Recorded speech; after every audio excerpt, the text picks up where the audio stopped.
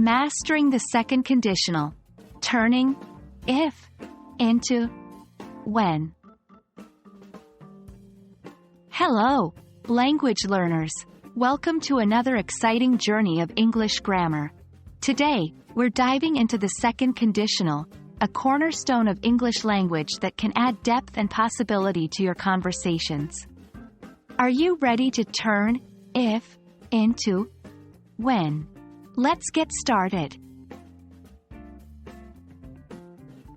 The second conditional, also known as the unreal conditional, is a grammatical construction that expresses unreal, hypothetical, or unlikely situations.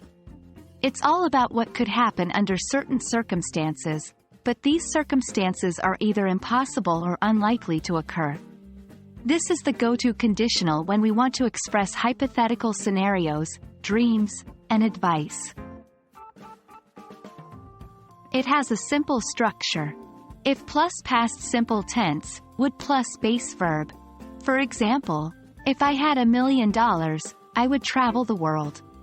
In this sentence, the speaker doesn't actually have $1 million, but they're imagining what they would do if they did.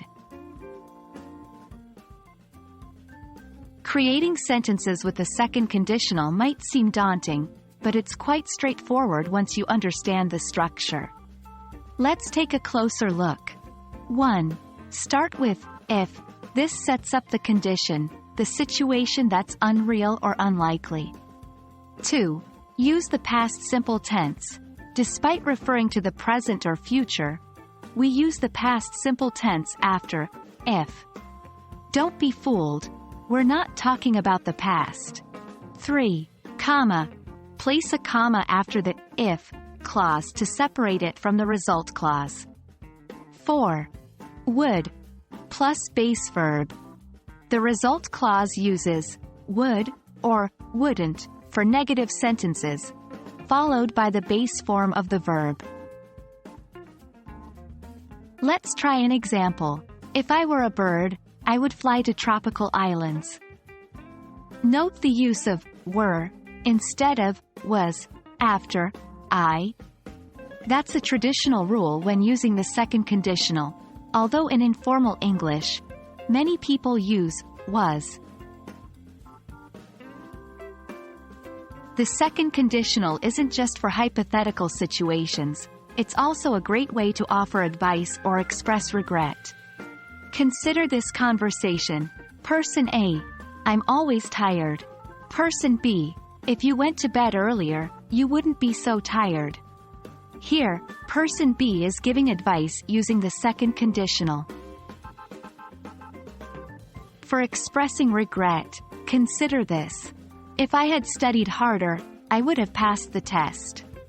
Here, the speaker is expressing regret about not studying harder in the past. Well, that wraps up our exploration of the second conditional. Remember, it's all about expressing unreal situations, offering advice, or expressing regret.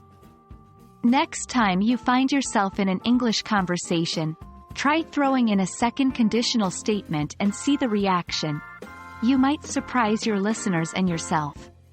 Keep practicing, and you'll master the second conditional in no time. Thanks for joining us today, and as always, happy learning.